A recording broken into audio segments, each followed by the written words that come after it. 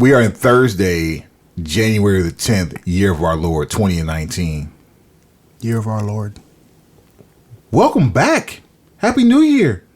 We are the Broken Pencil Booking Company. Live from the Sportatorium parking lot. That could never be more heartfelt than it is today. Yes. Shouts out to the great Mark Lawrence. Doom, doom, doom, doom, doom, doom, I heard that in my head.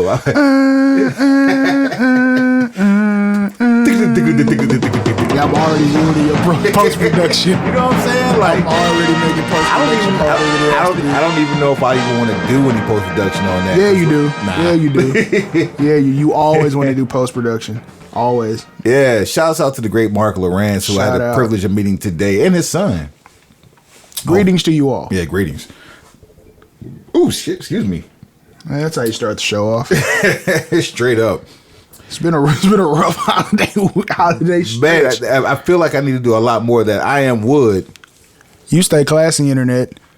I'm Suave Burgundy. We got lots to discuss, as per always. Let me hit them with the hashtags real quick. Broken Pencil Logic, with the shit, Folk Life Shawty, Mark My Words, and of course the OG, You Can't Write This. You can't do it.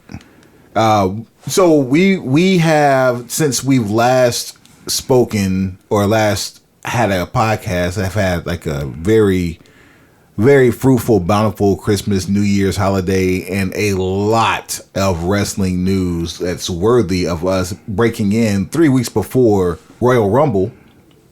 Because face it, who wants to wait 4 weeks in between episodes of the Broken Pencil Booking Company? Nobody. I don't think you do.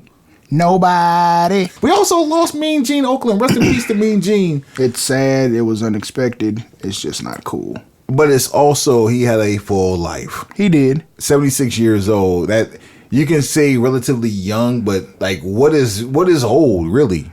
It's old is relative as young is. So the man had a fruitful life. We will end the show with a 10-bell salute to the great Mean Gene Oakland. I was really surprised that we didn't see Jesse the Body Ventura on camera. Like I asked in the ultra mega Broken Pencil group thread, like what kind of terms are Jesse and Vince on right now? If you want in on the all illustrious Broken Pencil text thread, feel free to PayPal or Venmo or Cash App us.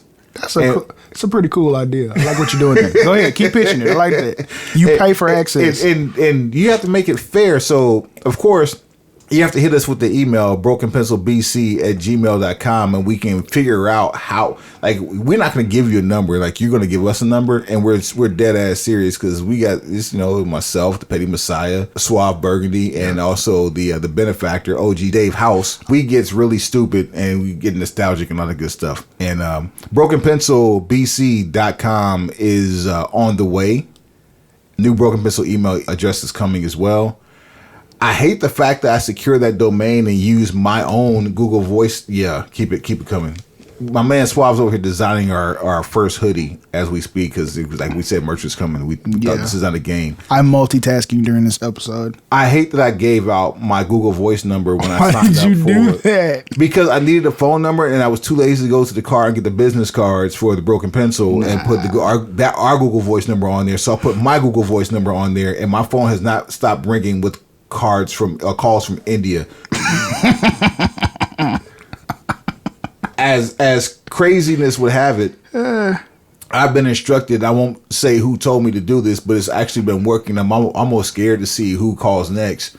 I've been instructed when I get these strange phone calls from people asking for, yes, I'm looking for Broken Pencil, to answer my phone as opposed to giving them the option saying these words: how many exit doors does your building have? My word. That seems like some ammunition that guys like us shouldn't play with. That seems like that's cool for some other people to do, not for us. When I first heard it, I was like, that got dark really quick. Yeah, that opens a dark door quite fast. When I said it the first time, it rung bells. It was like, excuse me? How many exit doors does your building have? I asked you a question. You over here playing with this app on your phone, building this merchandise as if you are playing like Contra and Super Punch Out. Yeah, it's really fun. I don't design in the traditional way. Like me sitting in front of a laptop trying to use Photoshop, I'll frustrate myself. But on an app, I'm a beast. Man, so funny I said Contra Super Punch Out. Look over to your right on the floor. Oh, hello. Super Nintendo, Sega Genesis. Yeah, I had to cop the Super Nintendo Classic for the office here on the Sportatorium parking lot, of course. That's rather dope. But I had the AT Games Genesis Classic, right? So yeah, we're talking video games because we do that shit too. We are gamers. So I had the AT Games Genesis Classic, which is dope because it's a scaled down version of the OG Sega Genesis. Comes with 2 wireless controllers and like 85 games. So some Sega CD games, some actual Sega cartridge games, and like even Game Gear games and some unreleased games that are on there. So it's like 85 total games. Keep it coming. Keep it coming. I like what you're doing over there. There are like 85 Sega games total on it. Mm-hmm.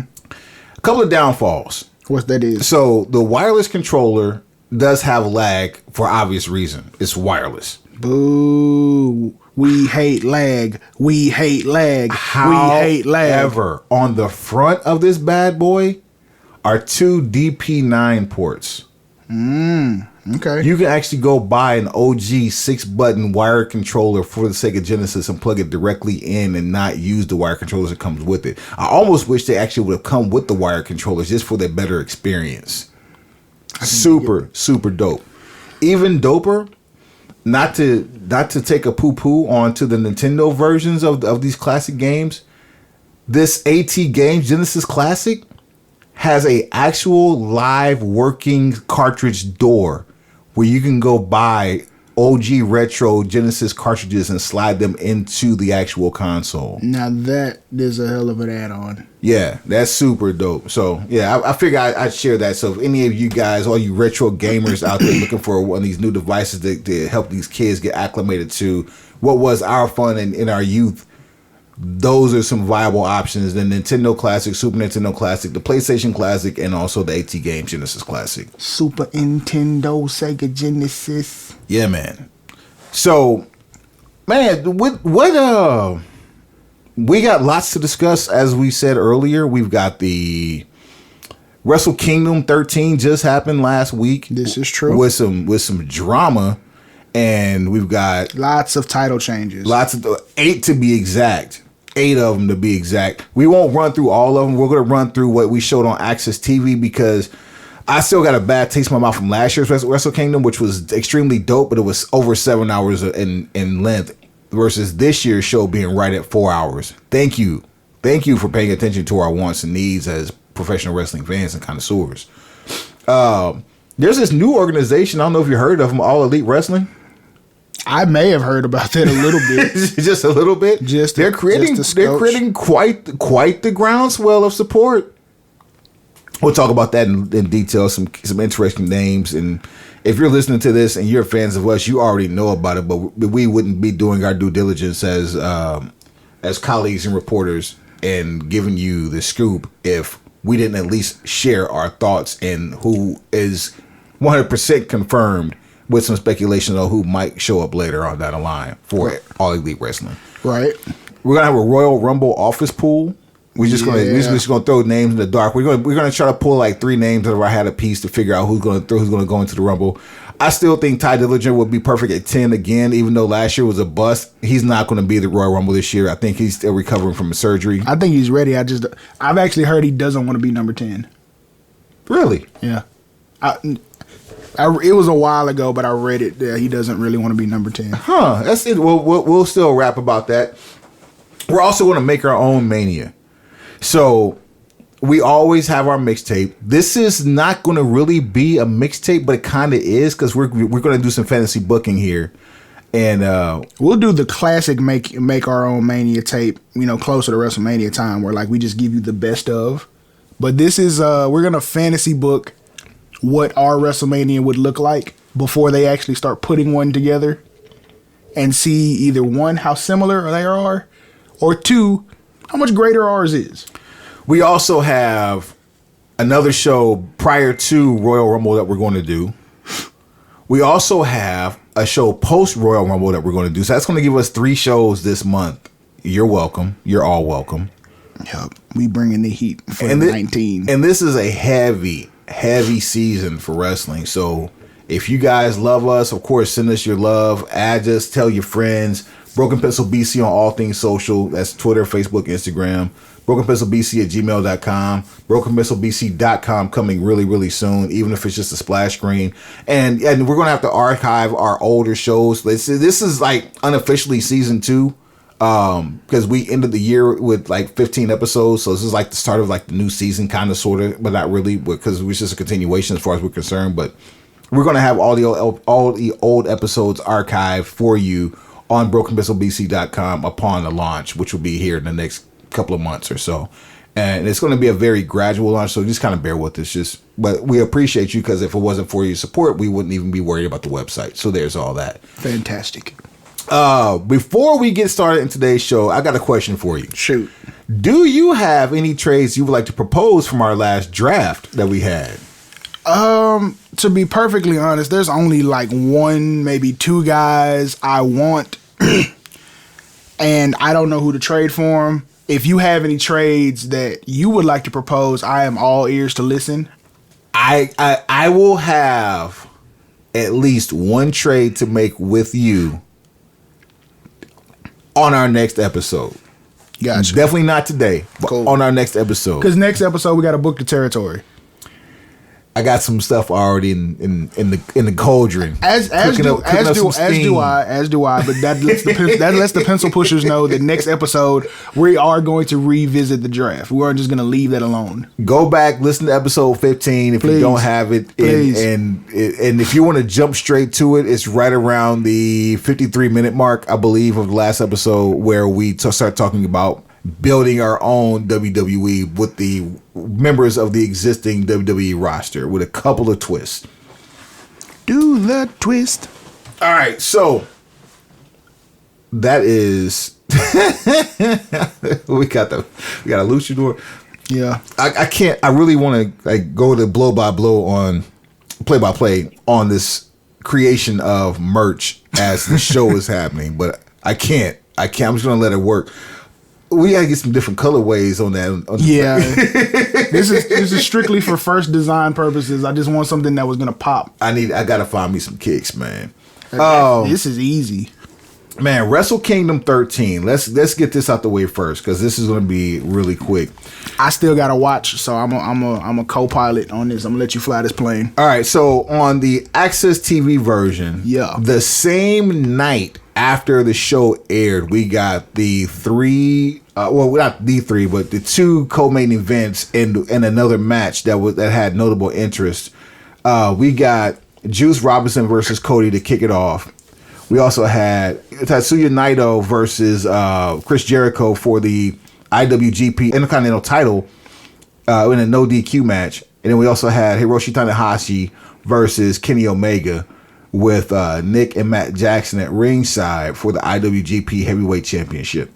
Now, Cody Rhodes and Juice Robinson had it was right at about a 9-10 minute match, and it was just non-stop for Juice Robinson. Cody was very psychological, but you just had the feeling that he was going to lose. Very psychological match for Juice Robinson, and I don't know how Cody didn't walk away with some serious ice on his body afterwards. But if you get a chance to catch it, go back and watch either the entire show or even just the Access shows as they show on Friday nights on Access TV. But Juice Robinson walks away with the IWGP United States Championship. Before I go into the other 2 matches, let me run down the rest of the title changes. Oh, shit. There's a Taka Michinoku sighting with Zack Sabre Jr. Roaring elbow? He was in the corner. Yeah. Oh, did he hit somebody with a roaring elbow? Oh, man. Yo. Rest in peace, Mike Awesome. First of all, rest in peace, Mike Awesome. I have to see this match. My number 4 of my 5 that hasn't touched the E went against Zack Sabre Jr. and took an L. Zack Sabre Jr. defeated Tomohiro Ishii on this card. Ishii. The Stone Pitbull. I want a clique of Yakuza assembled around Shinsuke Nakamura. Managed by Sho Funaki. SmackDown. Number one announcer. Because that's instantly going to turn into a comedy angle. Funaki should be driving the limo. Oh, man. Don't ruin this. Don't ruin this. I want the Yakuza. I want more gang violence in WWE. I want more gang warfare. All right, so let me go through this never open weight 6-man tag team championship. That opens up the match. First of all, who no one even knows about. If you care about this title, you are a true diehard fan. I will not shun you for this, but you need to have better options. We'll give you a segment to explain yourself on here on the Broken Pencil Booking Company podcast. The never open weight championship. Never. Now, first of all, the title itself, whatever, but the match itself, just from the name, Will Ospreay versus Kota Ibushi, like that, the names on that should be enough to make you want to watch this match. IWGP Junior Heavyweight Tag Team Championship. This is a bit much when you start. Kota Ibushi got the smell of America in his nostrils and said no, thank you, and went right back to Japan. British Heavyweight Championship. That's what the Zack Sabre Jr.'s match was. IWGP Tag Team Championship.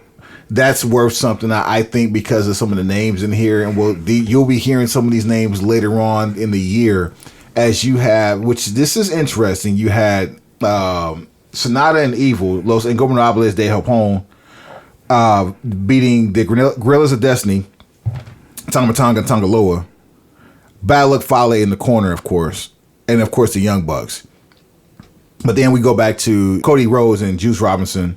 Kushida loses his IWGP Championship, Junior Heavyweight Championship, for obvious reason, because he's no longer part of New Japan Pro Wrestling, rumored to be heading to WWE. But then you have Jay White against Kaz Okada, which, ironically, the year that Jay White has had last year, and the fact that Kaz Okada was pretty much the face of New Japan for the last 2 years, neither one of them had a title, and this is right before the main events. But Naito versus Chris Jericho. In the opening portion of this match, Naito pile drives Chris Jericho on the ramp and literally takes out about a 2-inch square of hair off this man's head. That's so bad to the point that Chris Jericho has a Death Rocker's mullet at the AEW press conference rally. Death Rocker mullet. Good Lord. If you saw Chris Jericho at the AEW rally and wonder why the hell he had this haircut, it's because he got scalped at the hands of a pile driver by Naito during this match last Friday. Chris, don't do this. Fade it and do the comb over. Rock the hipster fade comb over thing. Just don't do this. I would just prefer Chris Jericho rock the war wound than try to cover it up. And the reason I say this is this man, 48, 49 years old, just wrestled arguably the best match of his career. And we got a chance to see it. Smashing, bro. We had a chance to see this match hours after it was live from across the water. That Chris Jericho Goat Talk segment is taking on some new life. Go back, listen to it, learn about it. Because these Goat Talks we're going to have is going to show you that we have applied broken pencil logic. True. The main event of the night, the exiting Kenny Omega loses to Hiroshi Tanahashi, the John Cena of New Japan Pro Wrestling, in a 40-minute match for the IWGP Heavyweight Championship. And this is Kenny's. Kenny is.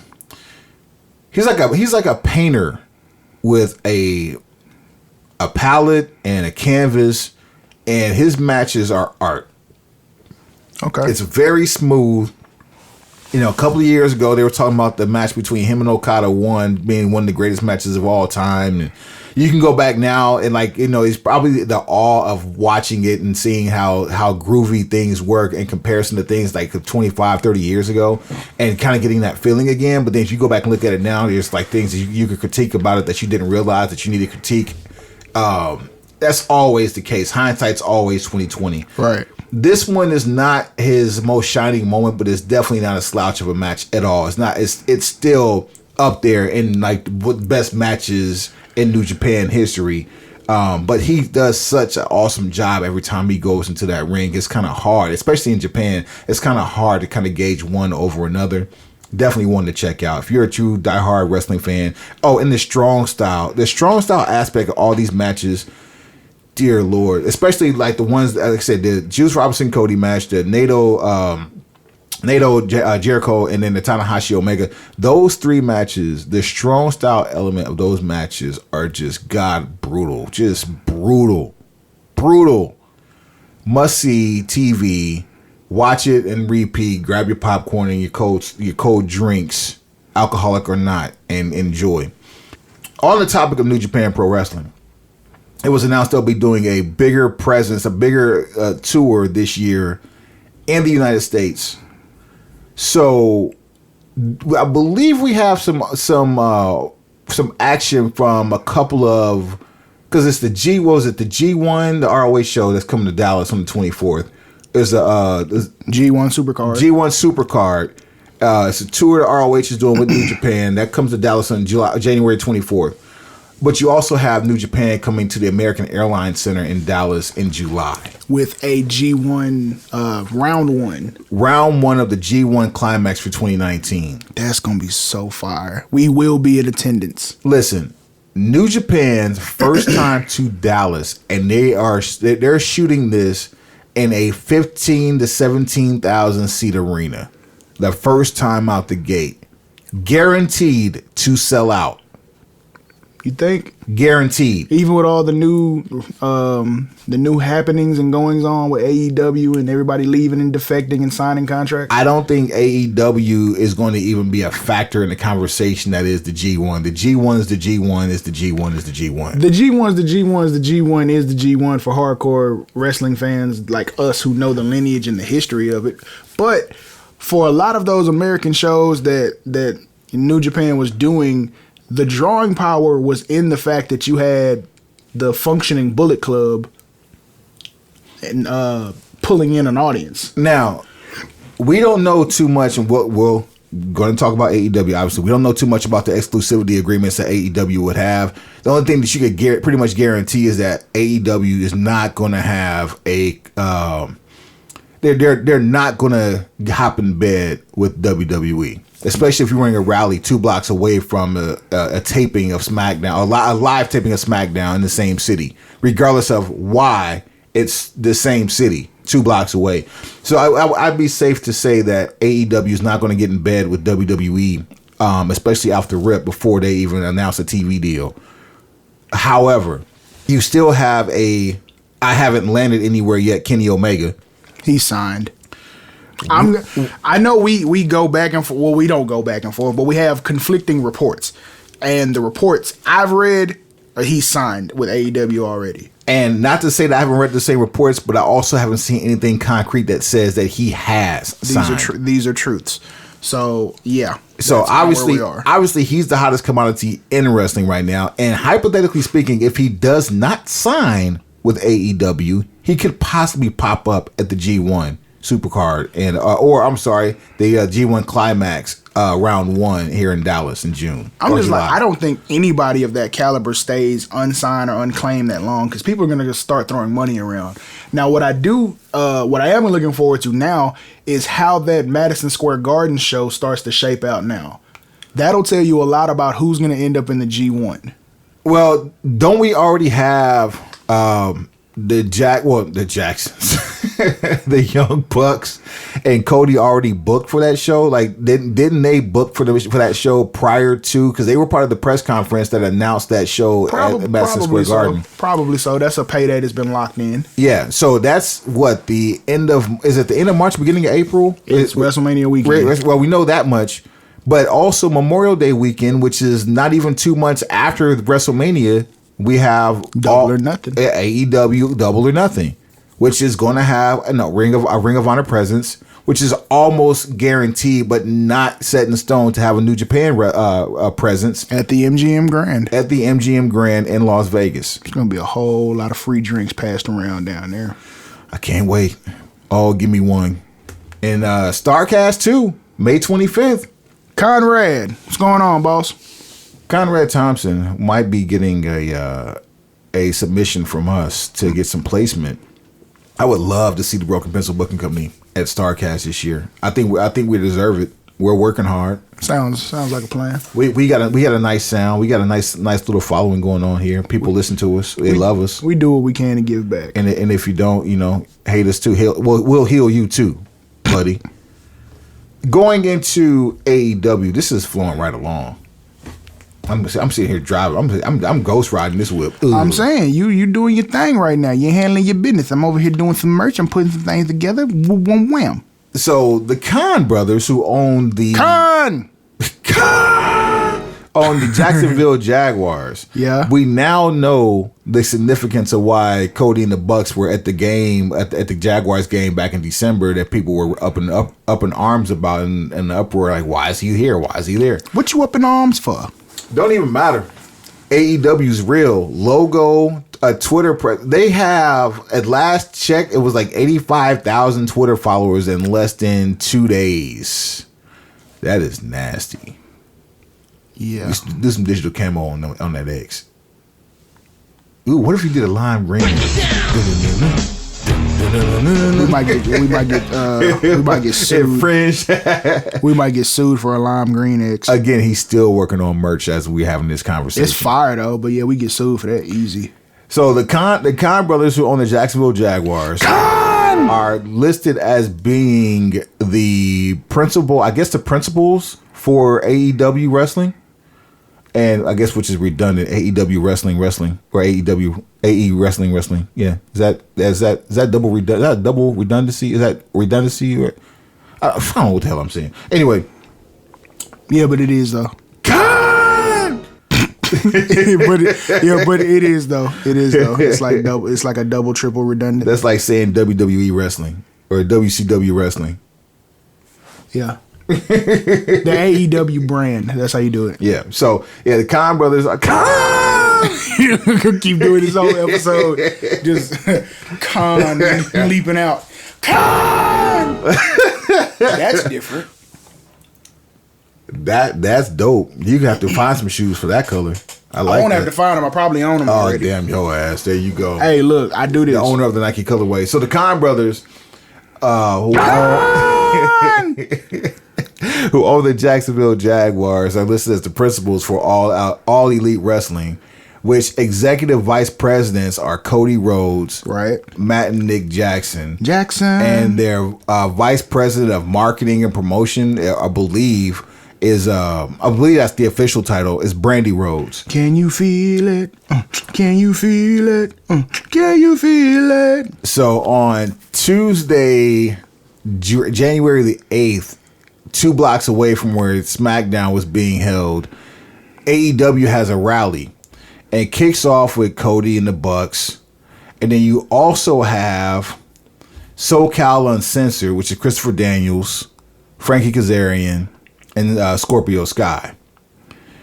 Also there, Hangman Page, fresh off of Ring of Honor, Bullet Club member, Elite member, Dr. Britt Baker, Y2J, Chris Jericho, fresh off of being scalped. You also have the bad boy Joey Janela, which I'm so glad to see is not Joey Ryan. Oh, he signed too. Oh, man. He signed too. From MLW fame, MJF, Maxwell Jacob Friedman also showed up. The OWE roster, including SEMA and the Good Heart stable. The former Neville, known independently as Pac, has also been officially signed as a part of AEW. Penelope Ford, very dope outside ring presence. I haven't seen her in the ring, but her outside ring presence is impeccable. She's going to be a force to be reckoned with. And everybody thinks, because of a promo that was posted on Twitter, that Kenny Omega is officially signed here. It would make sense, but nothing has been set in stone. I honestly think that if we see Kenny Omega pop up for AEW, it's going to be at Double or Nothing and not before. I think if they're going to if the Khan brothers are going to lock him in, they're going to do that with the intent of pulling him out to interrupt whatever Chris Jericho does at Double or Nothing in Las Vegas. Gotcha. Billy Gunn signed. Billy Gunn is going to be going head up against, oh, you didn't know? Yep, first producer. Yep, he's the first producer. And, of course, SmackDown is run by Brian James, a.k.a. the Road Dogg Billy Gunn. Well, Road Dogg Billy Gunn. The Road Dogg Jesse James. Did you fuse him? Of the New Age Outlaws. Not no more than what they fused to VKM. Jeez. What you got to add on AEW? Mike, what do you have to add on anything? Because we're halfway through this show already. Are we? Well, I feel like AEW is going to do sneaky dope numbers because they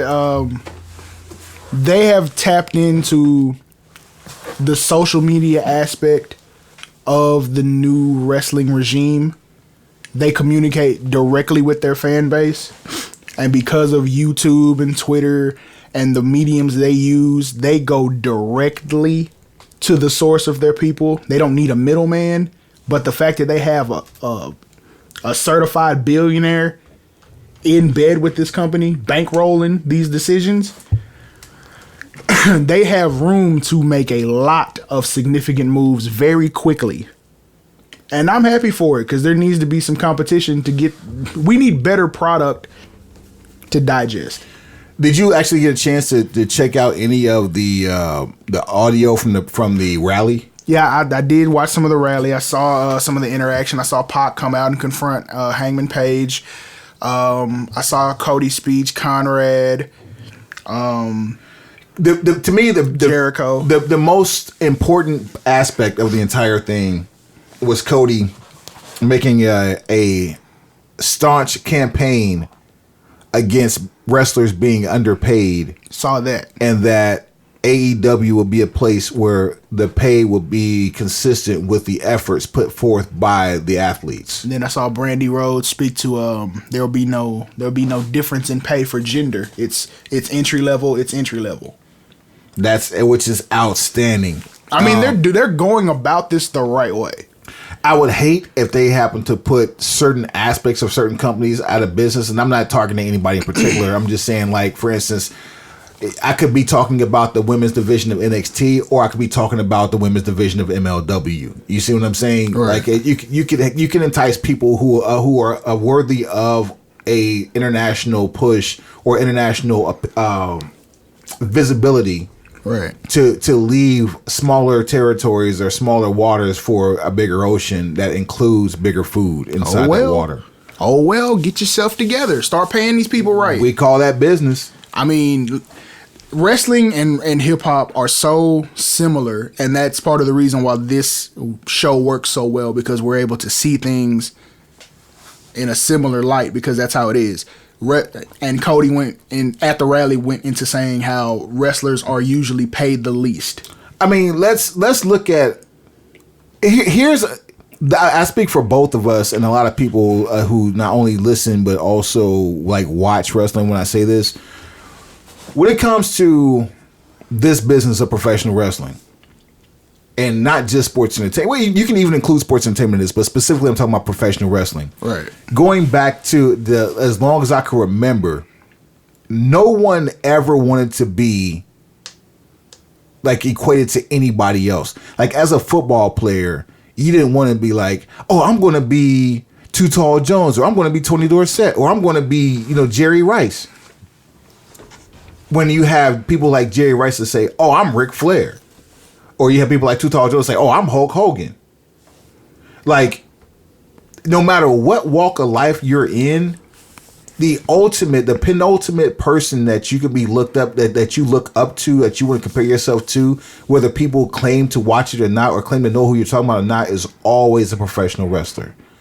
And it's basically like a superhero to a degree. Like, you can compare yourself to maybe like a cartoon character, but as far as so much that's tangible, so much you can actually put your hands on, people always want to compare themselves and the penultimate as a superior. as a professional to a professional wrestler, and not any other sport or any other athlete in any other sport. Wrestlers want to be pro athletes want to be rappers want to be wrestlers. Exactly. And like, no, I've never heard anybody say, as growing up, I'm going to be Lil Wayne. Nah, they always say you're either better or worse than. And then once rappers get old, rappers started getting shunned. Meanwhile, as you're starting to get older, you still compare yourself to wrestlers. Like, we are the verbal road warriors of our generation for these podcasters out here. And I don't care that you think anything different. Doomsday devices. Yeah, we're coming up the top rope with a clothesline, and I'm probably going to be the one that's diving. I like maybe the Steiner brothers approach as well. I like that top rope bulldog situation. Nah, I mean, I might even hit you with a Rana and dare you to call it a Frankensteiner if I'm not around. So yeah, there are options, but what I do very much like about Cody's speech at the rallies, like, the wrestlers are normally paid the least, and we're gonna change that, because in rap, artists are usually cut the smallest piece of the pie, even though they do the majority of the work. Face it, artists are usually forced to do other things to offset the cost of becoming artists. They're forced to look for supplemental income to offset the cost of being an artist, which most wrestlers are forced. They're forced to be doing other things to offset the cost of being a pro wrestler. So, i.e. travel, i.e. designing merch, right? So they could sell merch to offset the cost of them being a wrestler. All true. So I like the fact that they're going into it with that aspect, is that the people who are bringing in the audience, that are entertaining the crowds, we're going to make sure that they're properly compensated. So they're already starting off on a good foot from the business aspect, in my eyes. Sidebar. That said, if Brandy Rose is the vice president of marketing, did she just walk into a hell of a position, considering the people that she has, that she's on board with, and the man that she goes to bed with every night were machines in the merchandise department? This is absolutely not an accident. Nothing about this pyramid structure is an accident. She could have literally walked in the house with keys on the bar and said, "Hand me the books to all the t-shirt sales now." Not only do they have their own merchandise, they have their own merchandising company that produces this stuff. They're in bed with everyone that does everything. They're completely self-sufficient. This is wrestling's No Limit Records. If you don't believe in what we're telling you, go to any Hot Topic store and see if you can find a Bullet Club shirt that's your size. Or go to ProWrestlingTees.com and order whatever you want. And see if you can find it in your size. We'll be there sooner or later. But see if you can find these shirts specifically in your size to prove our point. This is not a mistake. None of this is a mistake. This is a well-crafted plan. This is chess. Oh, and let's talk about the most glaring part about all of this, outside of the things that people have discussed. We know TV deals are being negotiated, right? Cody's already started talking about it. So there are two different ways that we can look at this, and I've heard a couple of different different scenarios. And being that I've been in broadcast radio off and on for the last 15 years, right? There's two aspects to this, and ironically, we should have had this conversation 2 days ago. I heard this conversation this morning on Busted Open. Shouts out to Busted Open. Okay. But there's one of two ways you can look at it. You can look at it as a TV company / station wanting to sell someone airtime, and then you buy, like, you sell that airtime to advertisers to buy from you, or are these networks / TV stations going to pay you for your content? At this point, I don't necessarily know if locking yourself into a television contract is even the best option for them. Why not take the opportunity to go streaming platform? Because see, the problem there is, if you go streaming, you're automatically asking someone to pay you for your content, which means they make money off the ad revenue to offset the cost of what they're paying you. True. I'm looking at it from the perspective of, look how they were able to set up All In through the Fight Network, and then have someone like a WGN buy in for the pre-show, things like that. Like, you can sell the syndication. Back up. WGN. So do you know the tie-in with why WGN was the one for the pre-show? Break it down. So Sinclair Broadcasting, who owns Ring of Honor Television. Sinclair. WGN, Tribune Media or Tribune Broadcasting, and Sinclair Broadcasting are trying to enter a merger, and they're trying to figure out what properties they have to divest in order to make this marriage happen. WGN is a Tribune property that's actually supposed to be part of the dissolution of Tribune to become part of Sinclair. So getting the all in on WGN because of the tie-in with ROH made it a marriage made in heaven. It was a layup because they basically could give away the airtime. Right. They could preempt whatever syndication they had, pay whoever they had for syndication for that particular time slot, and preempt it with this live broadcast for the sake of getting more ratings and advertising on that. Okay. Because Pro Wrestling Tees had a lot of presence during that hour, if you remember. Fantastico. Yeah, so that's a solid breakdown. Yeah, so that's how that happened. Now, going back to what you were saying, if you're talking about over the top, if you're talking about going online, no one is buying advertising from people that are over the top. You're getting now, there's this term that Vince actually quoted the market on, global localization. Google it. It's real. And I don't know if it's 100% his term, and if the things that we're seeing as it relates to global localization on other aspects, this is some really geek talk. So if we're over your head, just kind of bear with us because we're about to land this damn plane. Or just put it like this: you know, when you watch Hulu and you watch your shows, the commercials you get at your house are not the same commercials you get at your friend's house if they're using a different account. So for every user that uses YouTube, they fit into a demographic, and each demographic, depending on their watching habits, their watching age, and spending their location, habits, the debit card you have linked to the account that you spend with, it'll take that history and it'll show you things that entice you based on what you've spent money on. So it's personalized commercials. So if you sign out of that account, sign in with another account, you'll see a completely different set of advertisement. And all of these things go into a negotiation for who gets what and how. So, like another aspect will be Twitch. Like Twitch will be, I think, and I could be wrong on this one. Twitch, which Impact is experimenting with Twitch now. They're going to have to, because I was actually about to bring that up. They just lost another TV deal. So they're off of Pop TV as of last Thursday was their last episode. Tomorrow, Friday, January the 12th. No, I'm sorry, January the 11th. Is the 11th? Is that correct? Yeah. Yeah, tomorrow's the 11th. Yeah. Friday, January the 11th, on Pursuit TV, you'll see the debut of Impact Wrestling. Yikes. So for those keeping score at home, we have had Pursuit TV. Mm-hmm. We've had Pop TV. Mm-hmm. Destination America. Mm-hmm. Spike TV. Uh-huh.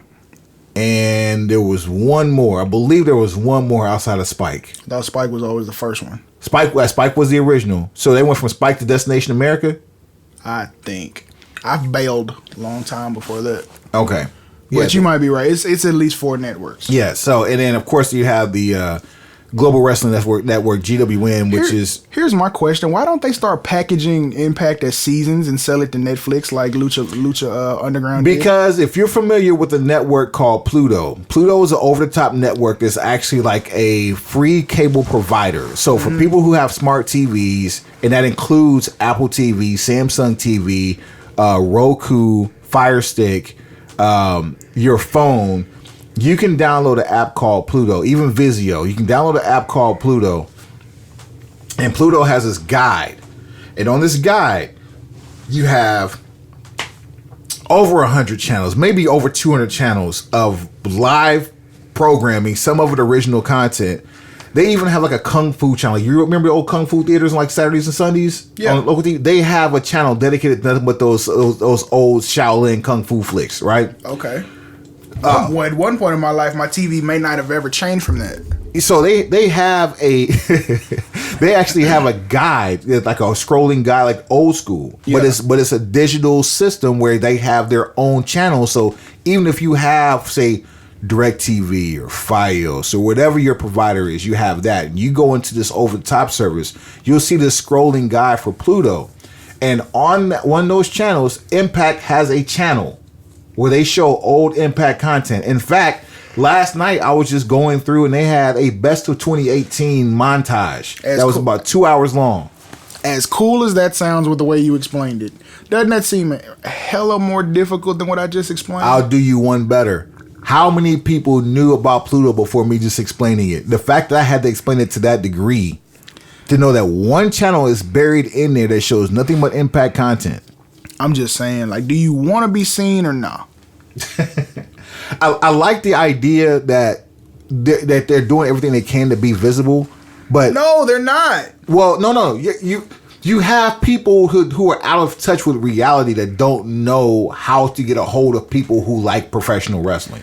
If you would like to hire us, BrokenpencilBC@gmail.com. We are available for counseling. We do entertain offers. I'm just saying, look, we want more wrestling content for us to speak about on this show. So we need it in places that it can be easily accessible, not only to us, but to the pencil pushers who listen to this podcast and then spread the gospel. I couldn't have said it better if I had it written down with a pencil, a broken pencil. I'm just saying, man. Do you want to do right or what? Just do something. Do something with your life other than waste it. Yeah, and the talent over at Impact deserves some shine, but I would hate for everybody from Impact to leave and get signed by AEW for the sake of a better opportunity, because now there's one less company for people to go work for. Just handle your business, and we won't have these type of problems. We want or these conversations, because we remember being fans of Impact at one time, and I can't tell you the last time I watched an entire episode. I still know some of the names over there, but you asked me when was the last time I saw an episode. I might be able to tell you 5 legitimate. Drew McIntyre might have still been there as Galloway. Right, Drew Galloway was there with. Yeah, I can't tell you the last full episode I watched. I tried to watch a couple this year, or 2018, but it didn't happen for me. It's just not there, man. Do we want to build Mania now, or do we want to talk about this office pool?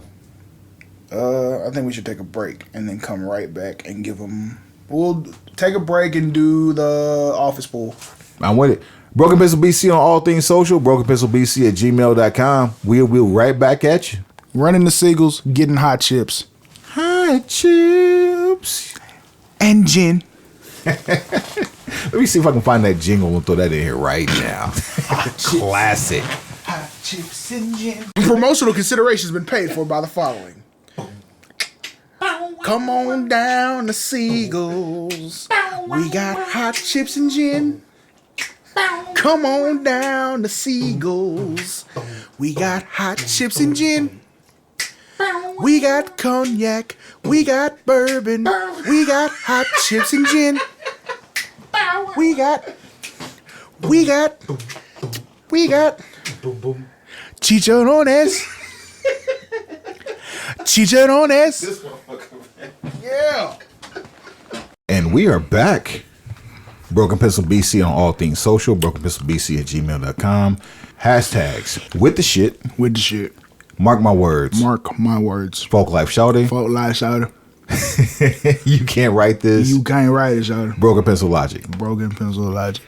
Yo, so we are slowly but fastly. But like surely, regardless, coming upon WrestleMania season. Barbara, this is Shirley. The first stop on the road to WrestleMania is always the Royal Rumble. True that. So we have absolutely, I can't say absolutely no clue, but we have a list of participants in WWE that are going to be at this year's Royal Rumble already, based on like them making their intentions known at house shows of all places, let alone before. We used to see qualifying matches and shit like that on Raw and SmackDown, but we're seeing videos of people making their declarations to be part of the Royal Rumble at house shows of all places. So, not sure why, but go right on ahead. there are a lot of names that we would like to see come back. There are also a lot of names that are missing in action that we think could stand a reboot at the Royal Rumble. Do you think with all the call-ups and the injury returns, you won't necessarily have a lot of room for nostalgia appearances? Better question. Who of age of good, still viable wrestling age, whatever that looks like, is still around to bring you nostalgia? Jericho's in AEW. He's still listed on the active WWE roster. Like, if we go, I don't know this to be true, but so we're going to find out as we speak. I'm on WWE.com. I'm scrolling down, looking at the active list of competitors. I've passed all the champions, passing the UK champions, current superstars. If we look under the C's, we see Chad Gable. Chris Jericho is no longer Told you. an active competitor. Fresh baked this morning. Somebody is mad. Fresh baked this morning. Somebody's not just mad, they mad. Because Zach... Get him the hell off of the website. Zack Ryder made an appearance on Raw to open the show for a brawl between Bobby Lashley and Seth Rollins. And Chris Jericho, who has been on the WWE website through an entire New Japan Intercontinental title run, no longer on the WWE website. If he was like, if it's overseas, it doesn't count. You come back to America with that crap, I'm going to cut you loose. Let's see how petty this really gets. I'm about to search his name. Get him off of the website. Now. Chris Jericho still listed. Okay. Where is he, though? We're going to search Chris Jericho. Superstar status. Oh, stats. Alumni. Latest news. I bet it won't be AEW. Nope. Told you. Told you. We're not playing games. You can let that go.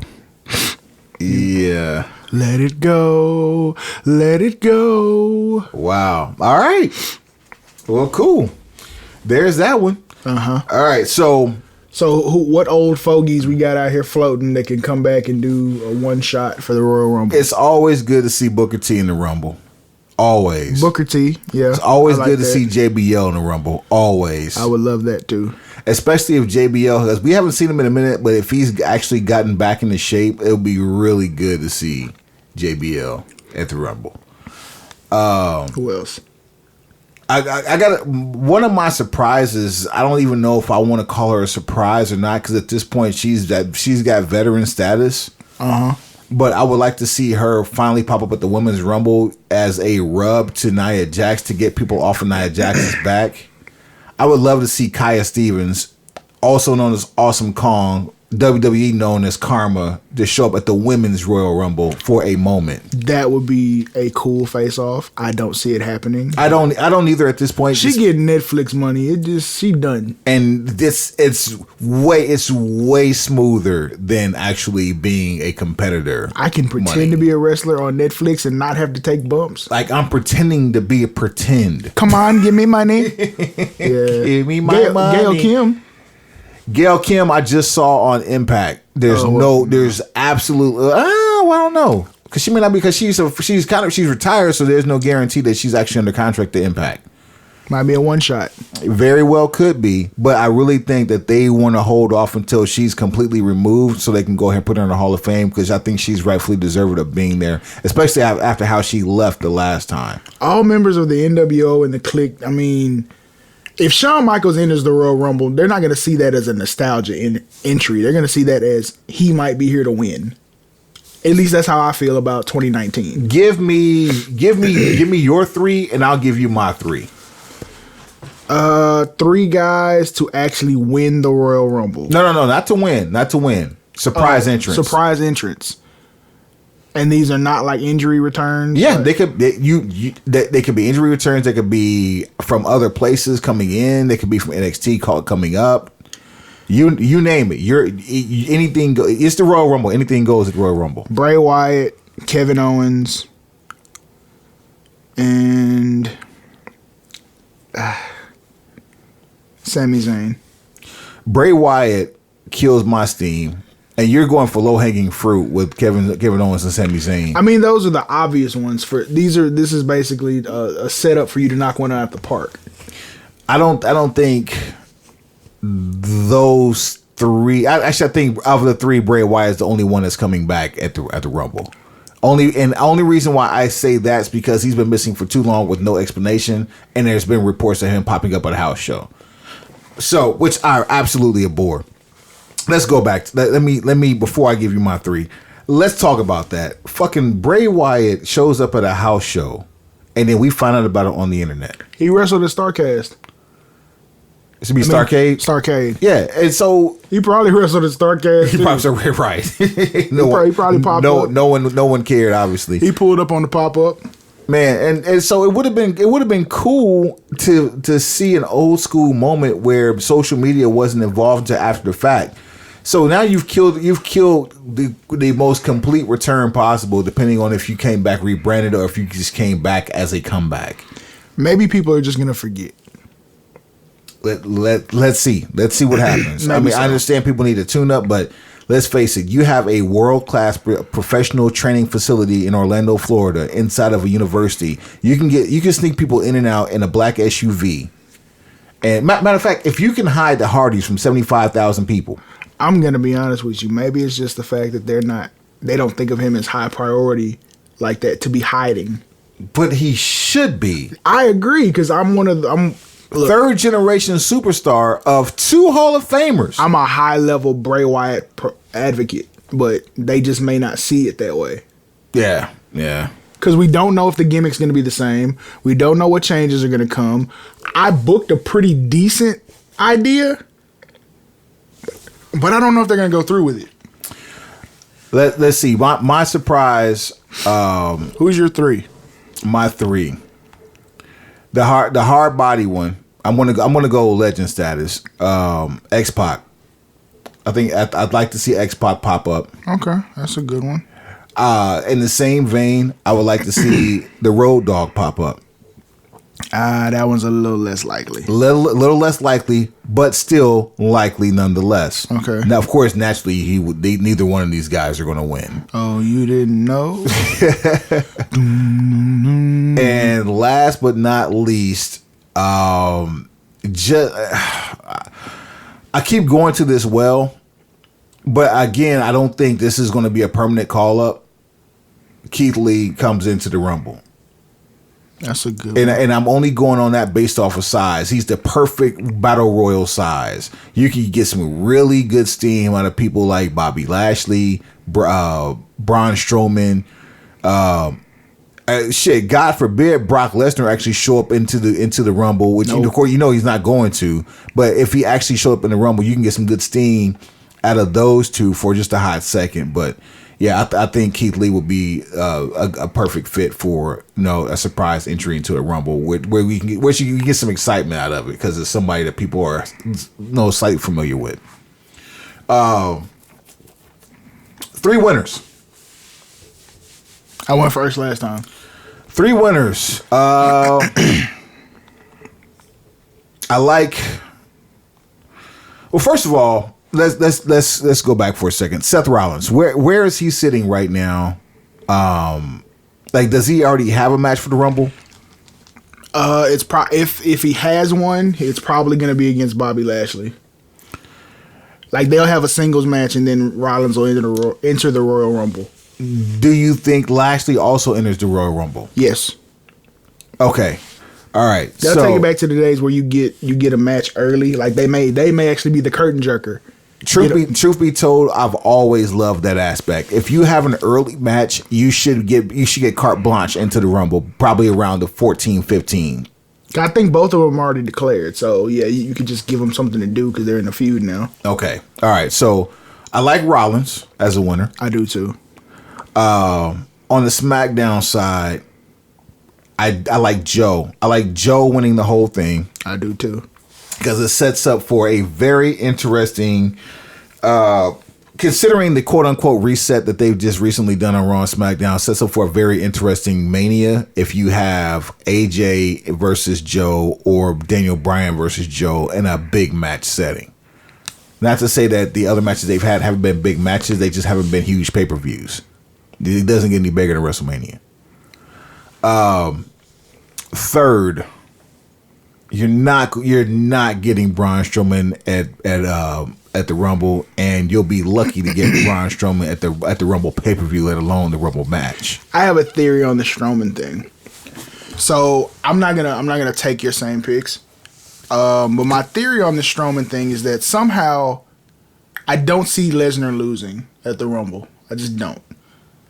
But I also know that they need to keep Strowman strong. So what if Strowman loses by some happenstance and then physically takes someone's spot in the Royal Rumble? We'll come back to that because I liked where you were going with that. I'll come back to that. Who won last year's Rumble? Shinsuke Nakamura. Okay. The year before that, who won? Roman Reigns? I believe. Wait, was it? I believe it was Randy Orton. It was Randy. Okay. So, how many? Didn't Randy's a 2-time winner, correct? 2 or 3. Randy is. Did we already have a gold talk on Randy, or are we going to say we're going to have one eventually? We haven't had it yet. Okay. Randy is the coolest. They keep the word that keeps coming to mind is smooth, but Randy at this point right now in his career is the coolest person for this time in his career that we have ever seen. Not cool as in like a cool factor, but as far as like calm and collected, he can lose and still look like a winner. This would make perfect sense if SummerSlam 2016 didn't happen. If Lesnar, you talking about the elbow hurt around the world, right? If Lesnar and Orton hadn't already had a program together, this would be perfect for Orton to win the Royal Rumble and challenge Lesnar from the SmackDown position. I really don't think anybody coming off of SmackDown is wanting to challenge anybody from Raw. Joe is willing to, and Joe's probably the only person that could pull off the whole win Royal Rumble, leave SmackDown, challenge Brock, and then take the title off of Brock, because Joe will take himself off of TV up until probably 2 weeks before the Rumble and have a contract signing with Brock and go hard body apeshit on Brock on TV after training for roughly 6 weeks. It's about a 6-week gap in between the Rumble and the go home, or the 2 weeks before go home on the Rumble. The cool part is that Lesnar will actually sell for Joe. Yeah, because Joe looks legitimate. But there's a short list, and it's been talked about, here and there on the internet. But there's a short list of people that Lesnar actually likes to a degree, and he'll work for them. Like, he worked with Daniel Bryan, he worked for AJ, he worked for Joe, and he and Joe looked like they had real live battles popping, and when they Joe might have shot him a couple real life jabs just to let him know, hey fam, I do this. I do this too. Yeah. Which I'm cool with that. I'm not mad at that, and I just don't think Joe could do it. I just don't think that it's gonna happen. I would love to see it happen. As far as like him jumping and saying, yeah, let me go ahead and handle Brock for that, but we still have yet to see number 14 out of Orton, and we got to get to 14 or 15. We got to. I just don't think you do it now. I mean, because your WrestleMania main event is hinging on the winner of the Royal Rumble. Give me your 3, and I'm gonna come with this monkey wrench. So, okay, who were your 3? I'm not gonna replicate your 3. Joe, right? Orton, right? And was it Rollins? Rollins, yes. Okay, so I won't take any of those 3. In my mind, I know Rollins is the guy, but here's my office pool. Give me, let's see, who's gonna make the best stories here? Give me, damn, I just went blank. Trust me, you don't want to overthink this. Give me Bray Wyatt. Okay. To win. Sidebar. Where's he coming in at? 30. You think 30? Look, R-Truth won number 30 in the Mixed Match Challenge. He's not getting to the ring as number 30. Which is, so, okay. That logic is exactly why I said Randy Orton. Because he's, like I said, being cool. Like, he can sneak somebody in and not... Go ahead. Go ahead. Because and the way my mind works, it's like either you get Bray Wyatt to do the number 30 entry by taking it from R-Truth, or the loser of the Universal title match does it.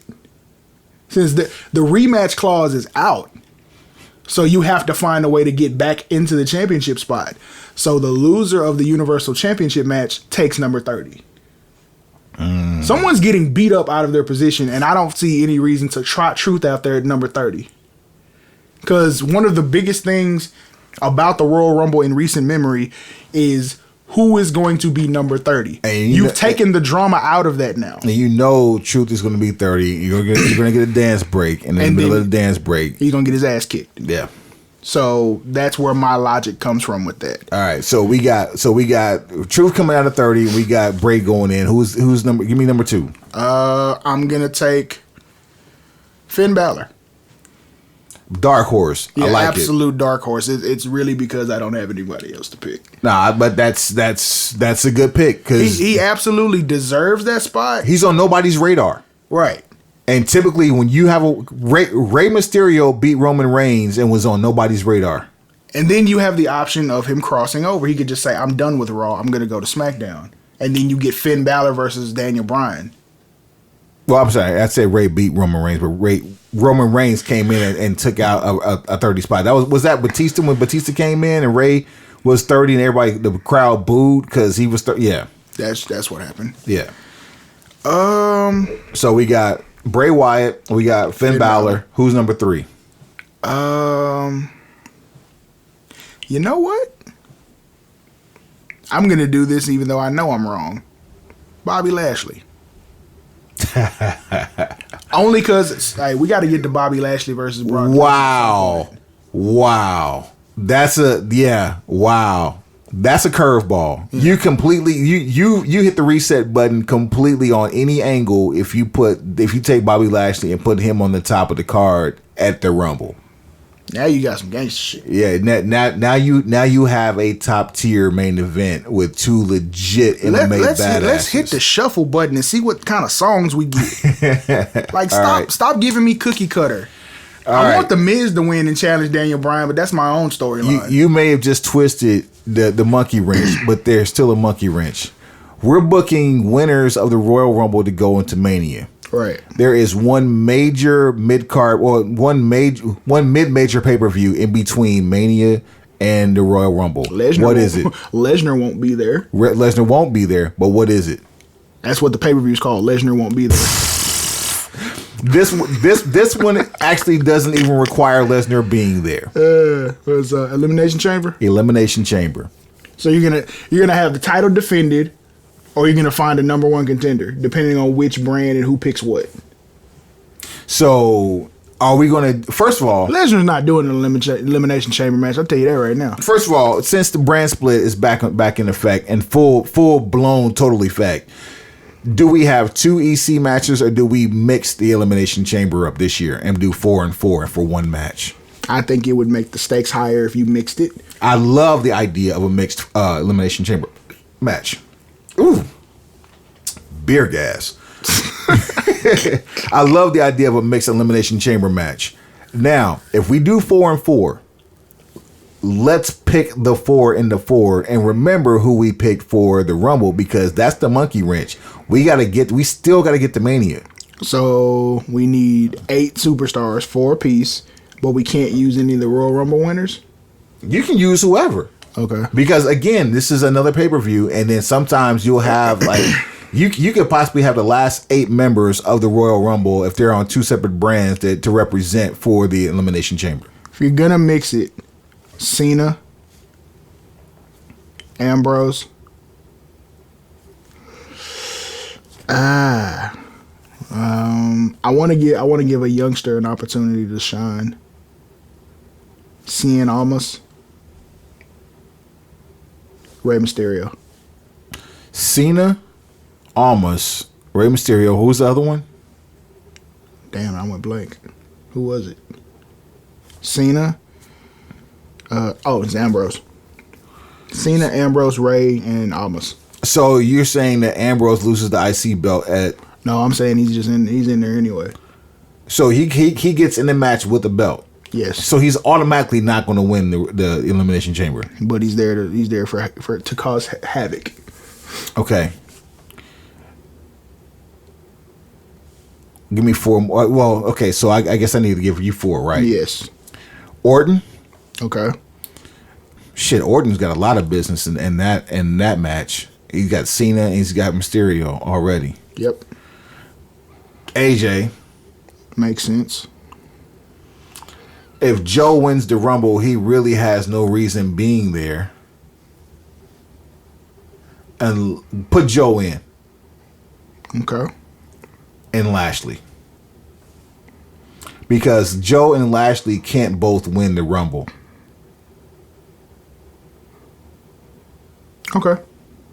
Joe and Lashley both can't win the Rumble. So if they show up, Cena's a wild card because he can go back and forth. So you really don't even have four from each brand. Cena doesn't need to be anywhere near the title match, but he is a name that draws. He draws, and he's going to be the lovable loser because even if he's the last one eliminated, he gets eliminated regardless. Even if he's the first one eliminated, he gets eliminated, but he does not win. He's got so many other dance partners that you can put together in that time between the Rumble and Elimination Chamber and WrestleMania. He doesn't have to be in the world title picture to be a part and a contributor to WrestleMania. And I think it's a safe bet that if we put if I pick Joe to win the Rumble and you pick Lashley to win the Rumble and you think Lashley dances with Lesnar, or we both think that Joe dances with Lesnar, either way, both of those guys are not winning the Rumble. We put them together at the Elimination Chamber, and then 2 men enter, 1 man leaves. I mean, shit happens, bro. Now, because I'm looking at these champions and I don't see a title change between now and then. I don't see WWE going through all this trouble and this backlash to put the title back on Lesnar at Crown Jewel for him to lose it at the Royal Rumble. Because you're this close. You can't see my fingers together, but you're this close from either Lesnar Cormier or Lesnar John Jones in like a super fight. Lesnar Cormier is happening at SmackDown 1 on Fox. You think? Yeah, we've been talking about this.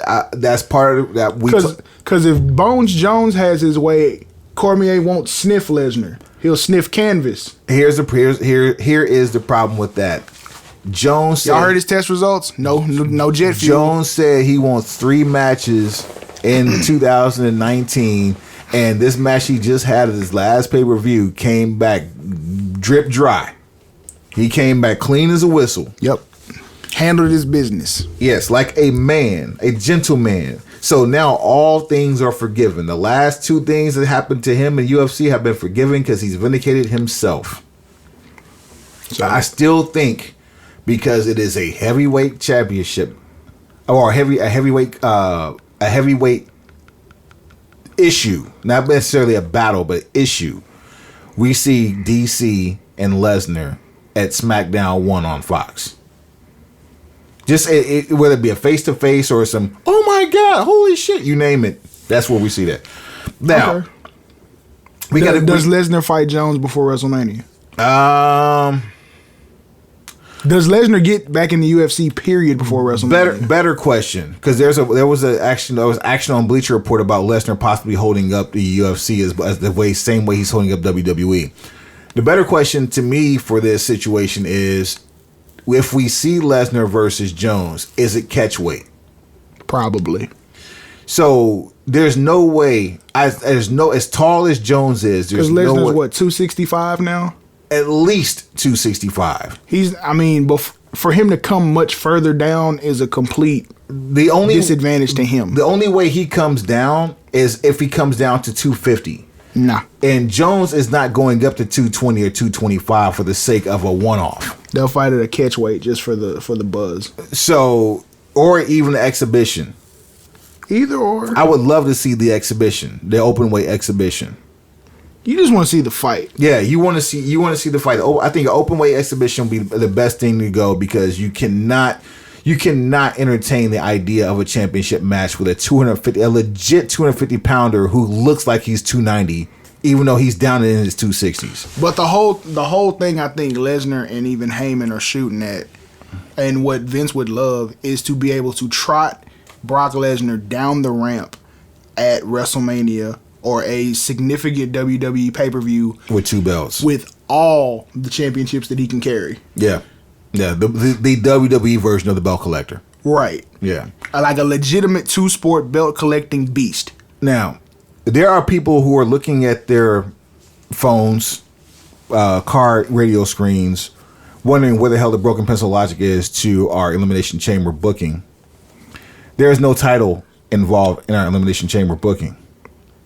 The only person we can put in this title match in Elimination Chamber would be, if it is indeed a title match, is Daniel Bryan. I'll curtail that because we're not going to kill Daniel Bryan. I wouldn't put DB in. I wouldn't make him defend his title if you weren't going to make the Universal Champion defend their title. Agreed. So, which is another reason why I wanted to do like a 4-4, like an 8-man Elimination Chamber match. What's the stakes? What happens at the Elimination Chamber? Like, what are you fighting for? You're the number one contender for the non-selected championship. So the winner of the Royal Rumble picks their opponent. Once they pick their opponent, bam, that match is set. The mixed Elimination Chamber match is for the other title match. So you're possibly, we'll say, Joe or Lashley wins the Royal Rumble. Okay. Either man pulls Lesnar. So now you're wrestling for Daniel Bryan. Yes. Now there's a scenario where Joe or Lashley win the Rumble and they also win the Elimination Chamber match. Do we get a twofer at WrestleMania? That would be that's the only type of shit we book. They don't have anybody they're pushing that hard. Now, if they were trying to make Rollins the superstar that they keep talking about online and doing all this, well, he's not panning out type thing, you could do that. You could have him win the Royal Rumble and then win the Elimination Chamber and have 2 title matches in one night. Here's my tribute to Ron Murray right here. What up, though? There's only one person who is built to win the Rumble. Here it comes. Go to Mania. Here it comes. And then also win the Elimination Chamber and go to Mania. Dominate. To take not 1, but 2 belts off of both of your champions that matter. There's only one man who can go to these matches and dominate. That man. That man. Uh-oh. My man. Lashley. That's hilarious. Dominate. Give him the pose. Do it for him. Give him the pose. Yeah, there it is. Royal Rumble, Elimination Chamber, 2 matches, 2 championship matches, 2 belts, 1 person carrying them. Lashley. Dominate. Lashley. You do realize we just booked some shit that absolutely won't happen. But it very well could. It won't even get close. The Leo Rush is the only reason why that scenario works. That's fan booking. There is absolutely no way we get that. It is indeed fan booking, but the only reason that scenario works is because of Leo Rush. You want to find out how much Leo Rush is really worth. You book that scenario and you close it. And he gonna have to trade promos with Paul Heyman. Man, listen, look, that's make or break deep water. He's gonna have to actually drive from city to city with Paul. Let's go sleep in Paul's dungeon. Paul is not. Paul may help to sell a bigger match, and that may be the only reason he helps Leo. Otherwise, he's gonna be looking to shoot him down out of the sky. Paul may help Leo just to shoot him down out of the sky. Because it's fall. You have a point there. You do have a point. You have an absolute point right there. Ladies and gentlemen, that is applied broken pencil logic. Is there any? That's our office pool. That's the office pool there. We've covered everything here. Anything else that we need to talk about? Do we have a Royal Rumble card to run down as of now? We can pull one. Got a Universal Championship match. Lesnar versus Strowman. I hate putting Strowman in this situation because if he's not gonna win, why is he here? Because that's what's gonna make me angry. Like, you gonna sacrifice him again? Are we going to be happy regardless? Because I don't think we are. We're going to have something to bitch about. You know this. I hate the way he's been handled. I hate the way he's been handled since Royal Rumble last year. While we are bringing up things, while you're looking at the card, I came across an article on Bleacher Report I would love to discuss. I didn't see this yesterday, but it's here now. All right. 14 likely surprise entrants at the 2019 Royal Rumble. Shoot. Who do we have here? Okay, so they got a few. All right, so first of all, I'm looking at 6 here, and it could be any one or all of these 6, and so they consider this as one. Lars Sullivan, EC3, Lacey Evans, or Nikki Cross. Call up gang. Yeah. If you read that, because I read that part, having Lars Sullivan come in and win the Royal Rumble in his debut and challenge Strowman. I hate that idea. I hate it. And have him challenging Strowman. But I'm like, you got too many things that aren't gonna happening. Strowman beating Lesnar, and then Lars Sullivan debuting with a Royal Rumble victory. That's not... I mean, if you want to shock the system, pun intended, I guess that's a way to do it. But I'm not a fan of doing that at the expense of everybody else, only to sacrifice him at Mania. Why? What difference does it make? The only person that even got that kind of treatment was Fandango, and we know what happened to him. Like, where is he? He's hurt right now. They didn't do enough with him when he beat Chris Jericho. But that's the problem. He beat Jericho and did nothing with him. The best thing he had was the Fashion Police. He got his entrance dance over, and then they were like, "Nah, we don't." But he was lower mid card over. Like, he shut down Mania the day after Raw. Day after Mania on Raw. But that's over is over. Depending facts, I guess. Yeah, over is over. Now, where they put you on the card after that is their own plan, but over is over. Rusev has been over since this time last year. Let me run these down real quick, and then we get to the Rumble card. Trish and Lita, Ricochet, Shayna Baszler. He'll be able to do like some of them Kofi stunts. Right. Shayna Baszler, but she can't. It makes no sense for her to come into the Rumble if she has a belt. Aleister Black, you're going to see that he's only 215 pounds if he enters the Rumble. Well, and I hate that for him. No, SmackDown, here we come. I'm not mentioning this guy. He's untouchable. There's another. We definitely not mentioning him. He's for sure untouchable. I don't want to see him at the Rumble unless I'd love to see him at the Rumble. Only if he wins. Only if he wins do I want to see him at the Rumble. He doesn't have to win. He does. He really does it. And I'm going to tell the people what we're talking about. Please, Velveteen Dream. Because see, we shout out to Ron Murray. He was a little miffed at our lack of mentioning Velveteen on the last episode, and that he wasn't drafted. There was is in a higher regard. We hold him in a very high regard. For all those who did not understand why we leave this man's name out of our mouths in conversations, because it's not because we want the worst for him. We want the absolute best for him, and until we see him in the absolute best situation on the main roster, we will not mention his name and without reverence. That's why we don't throw him into miscellaneous situations. Yes, because truthfully, including all of our Broken Pencil lives. Because you really know what's going to happen. They're going to debut him the night after WrestleMania, and his first program is going to be against Goldust. Sad thing is, you're right, and they're going to probably be the last match of Goldust's career. They're going to fit.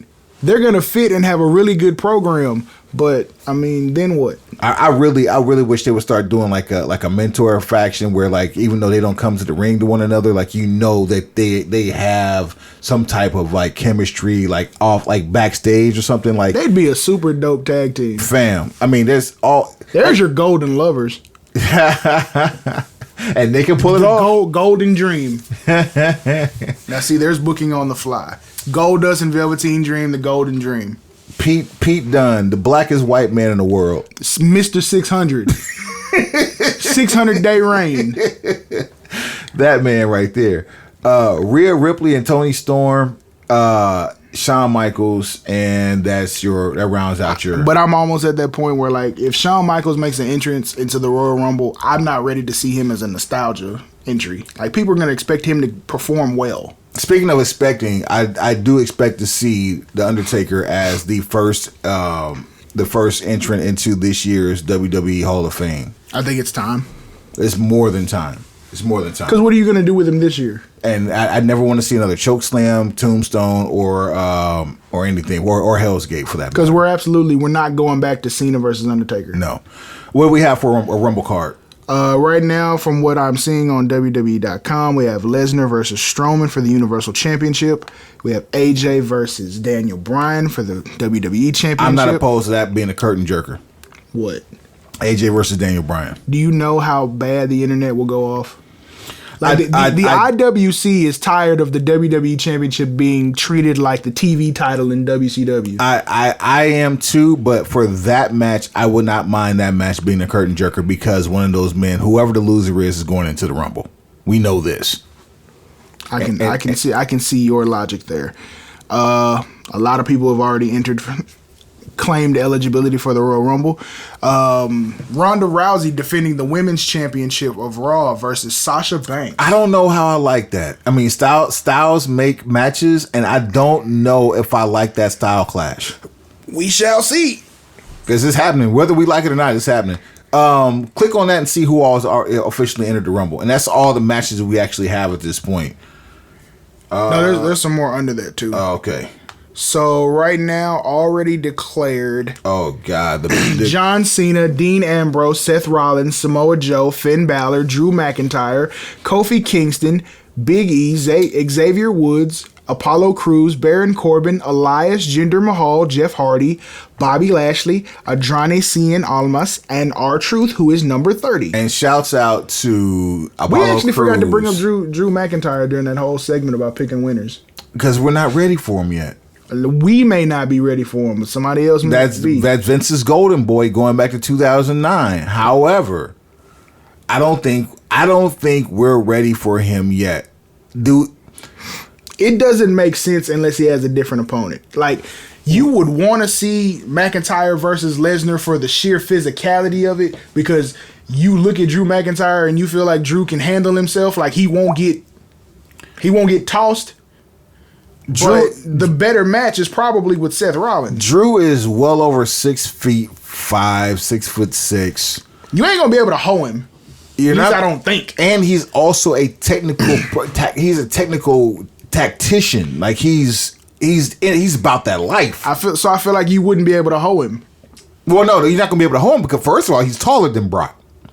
They weigh almost the same, legitimately. They're not the same size. Brock is way denser than just about anybody on the roster. You see why this is a problem that Lesnar doesn't wrestle more dates? You see how many dance partners he has that could actually make great matches? And the fact that he's only showing up 3 times a year kills me. Fam. We got at least one more show, but I think 2 more this month. 2 more legit shows this month. We're going to try to let's reconvene on the 22nd. I'm down. Because that'll be the go-home week of the Rumble. We'll have more things solidified. We'll see how close we are to booking this card and see how close we are to figuring out who our winner is going to be for the Rumble. And then we'll come right back again at you again, probably on the 29th with the Rumble recap. Just know we out here serving predictions going into the Elimination Chamber, and also some feedback and on the ROH show that's happening here in Dallas on the 24th. Just know we out here serving.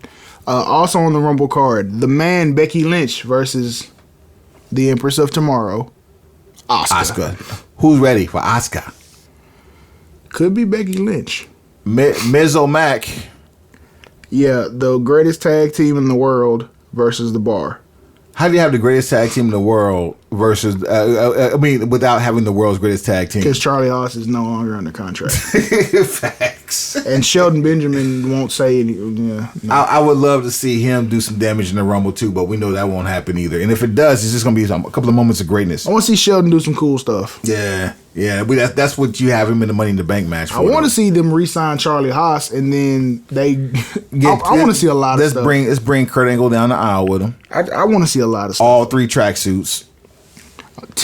I want them. I want Shelton Benjamin, Charlie Haas, and tearaways though. It hasn't been booked yet, but I'm pretty sure you're gonna get Rude and Gable versus the Revival in 2 out of 3 falls. What if you had Charlie Haas as a surprise entrant with Shelton Benjamin, and you actually get Bobby Roode and Chad Gable in the Rumble as well for a moment? Then you get Kurt Angle in the ring for a moment. Because Kurt's probably gonna end up in the Rumble. There's a moment. That's a good spot. I like that. Yeah, that'd be a really good moment. That's a good spot. I like it. Kofi, what does Kofi do? I don't know what's left for Kofi to do, but I'm sure Kofi knows what's left for him to do. The stirrup over the top rope was really clever and very safe. The stepping on pancakes last year was we got to see something stupid. We got to see something really stupid. Like, if he can make that jump from the announce table to the apron, then yeah, you got some stuff. He's gonna need some help. So I'm guessing, like, if he's on the announce table, jumps up, and then has Big E, who's already been eliminated, launch him like a rocket, like the Rey Mysterio lawn dart into the production trailer, and back into the ring. Something's gonna they'll come. It's gonna be something stupid, but we're here for that. I wouldn't be surprised if Kofi won. Now I think about it, because he's done all these moments and has never won. Like, I don't know how to book the spot. Maybe they all end up on the announce table, and they all end up in rolling chairs, and then canoe their way back to the ringside apron and all 3 of them get back in. Yeah. Because at this point, I don't know if there's anything for Kofi to do by himself, but for the 3 of them to do together, there's something that might be dope. Yeah, that's dope. That could be dope. What else we got on the Rumble card so far? That's it. Like I say, I'm going ahead and pre-booking the fact that Rude and Gable are going to defend against the Revival. I'm saying this is going to be 2 out of 3 falls because it just fits the storyline. 2 out of 3 falls with a second referee on the outside. Something to that effect. It'll be very old school. Funny you should say that. You're reading my mind. Guess who the referee on the outside is going to be? Arn Anderson. Ah! Yeah. Bang, bang. Yeah. My friends, Broken Pencil Logic applied right there. Mr. Bang, bang. Yeah, man. All right, so that's where we at on this card. I don't necessarily see. I don't know what else they could throw at you. You'll probably get Lesnar. I mean, not Lesnar. You'll get Lashley versus Rollins in a singles match. That might be a curtain jerker, just because you give them time to go all out and then have another match. There is a possibility that you have a new challenger for Dean Ambrose for the Intercontinental title. That'll be something on the undercard. You'll get some type of women's match, some type of women's fodder, and you'll get like a cruiserweight championship match. Hideo Itami will be cruiserweight champion at the Royal Rumble. Oh man! So is he in the title picture right now? Yeah. Okay. So that shows you how disconnected I am from 205 Live, and I literally just watched the one this week. Listen, there's so much wrestling on the network right now. Like it's so hard for me to even watch it all because it takes away from real life. Doing other things. You got the UK, you got the regular NXT, you got 205 Live, and you still have your classic stuff. As much as I am an Edge and Christian fan, I haven't watched one episode of season 2 yet. Buddy Murphy faces a fatal 4-way challenge, but that's at the Rumble? Yeah. Oh, I thought they were going to handle so that's Lindsay Dorado, Akira Tozawa, and Hideo Itami. Wow. So it's really a dope fatal 4-way if they're you just got to see what it's going to turn out like on TV. Wait, Akira Tozawa, Hideo Itami, and Kushida coming in. Is that your Yakuza coming to life? Yep. Asuka? Take those two, put them with Asuka, Shin Splint, and then Asuka, Shin Splint, and then was it Ray? Sarai. Sarai. Yeah. You can do Sarai. You can do Kairi Sane. You can do Mia Yim. Ooh. The Yakuza could get real. That's all I'm saying is give me the pen. Give me the pen and I'll put some gangster shit together. We'll get somebody's head knocked off. And then one by one they'll get plucked out the Yakuza. Yep. And there'll be a broken faction off the Yakuza. For being disloyal or some type of treason. And yeah. Man. And so who do you bring in for the ultimate mob boss? It's gotta be like along the lines of like a Taka Michinoku or Taka's too small. Your big level boss has to be bigger than Shinsuke. Here's a name out of nowhere who has defied the laws of the Fountain of Youth. How about you bring in Bolo Young? People wouldn't. We would pop for that. Man. Everyone else wouldn't. They wouldn't know why they needed to pop. I tell you who would be the greatest fantasy boss for the Yakuza ever, but it would never happen. Okada. Let Okada show up and hop out of one of those limos on a Monday night. In a gold robe or full Rainmaker garb. With his own WWE Rainmaker money. Yes. Yeah, I'm with it. All right, man. Until the 22nd, take us to the house, man. Pencil pushers. Heads up. Pencils down.